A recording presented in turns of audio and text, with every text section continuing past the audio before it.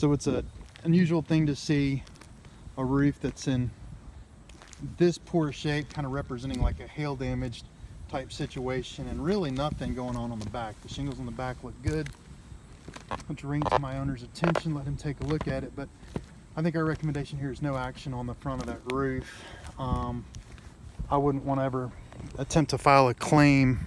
It would be an unusual situation to want to file a claim for half of a roof to get paid for by insurance. I just don't see any strikes, any marks, any issues on the back. Here's the skylights our owner has kind of originally called us about meeting and looking at. And yeah, bring it on. We definitely replace skylights. This is extremely comfortable work for us. And as I mentioned at the beginning of this video,